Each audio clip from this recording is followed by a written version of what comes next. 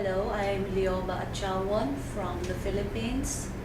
I came from the National Council of Churches in the Philippines, and part of my work is with women and children. Um, there is really indeed a great impact of the economic crisis and globalization and tourism in our indigenous communities. For example, tourism has brought many changes, like for example, some young teenagers and young children are being brought out of our communities for sexual slavery. And this is because the government who promote tourism in our communities do not give security and protection to the indigenous communities.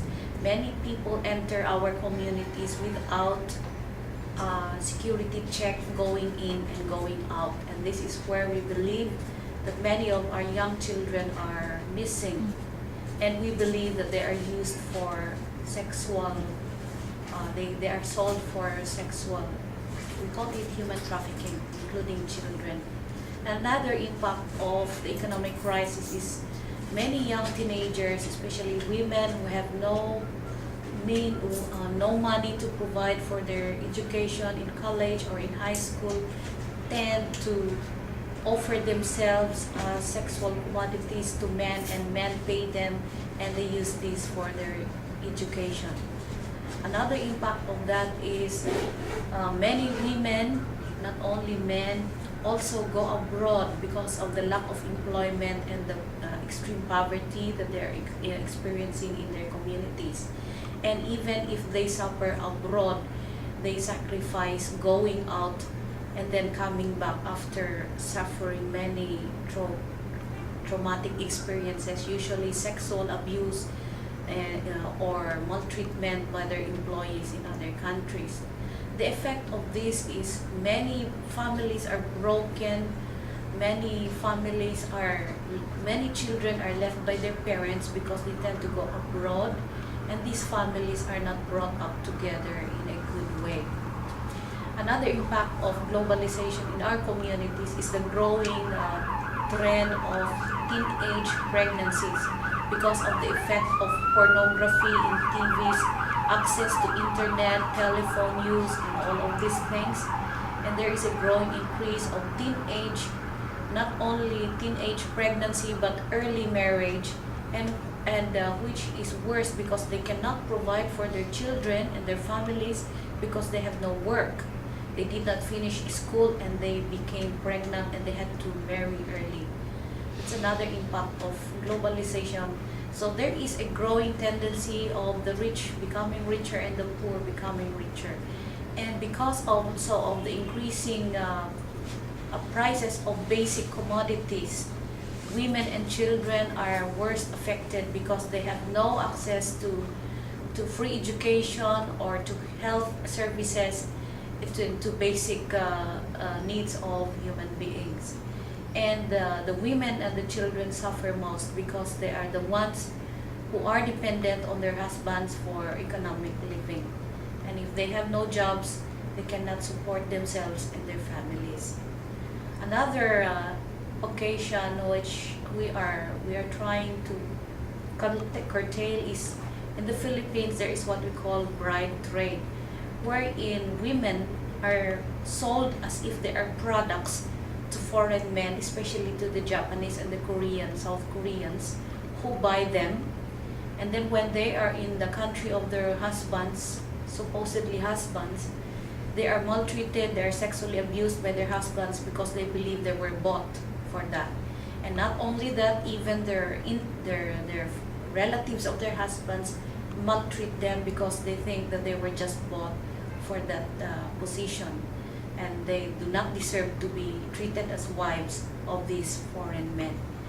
And another thing that is affecting our communities is many companies enter our communities and try to impose the products that people produce.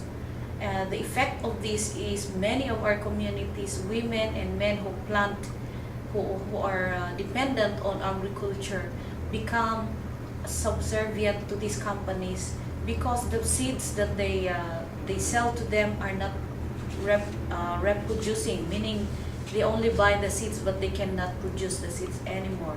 And there is a growing variety of vegetables and rice which these companies sell and which the indigenous people themselves become captive to.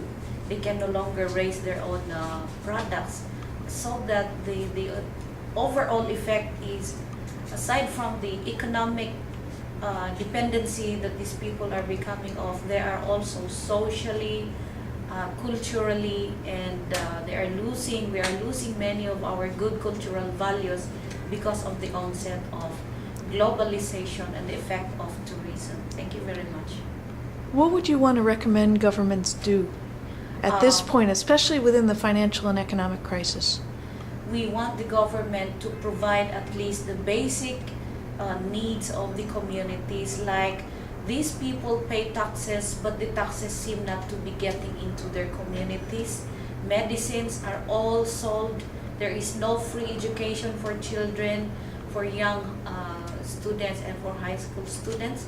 So we want the Philippine government to address these issues on the part of the indigenous people, since they are suffering from poverty because of lack of employment, and they are losing their lands. So they tend to look for other opportunities in order to survive, just to survive, even if it will take them a lot of sacrifice. Like the migrant workers, they have to leave their families, and then like for these young women, they sell their bodies just to get an education or whatever. So it's a lot of sacrifice on the part of the indigenous people. It means they had to leave their lands, their beloved lands and communities, in order to look for survival and to provide for their families back home, which they have left behind. So it's an interrelated issue between globalization and economic crisis and all these things, and the lack of commitment by government to provide even the basic needs of the people. That's what is making it worse. I believe that the indigenous people can live by themselves if government do not allow multinational companies to come and exploit the resources, like the mining and other resources which the indigenous people have.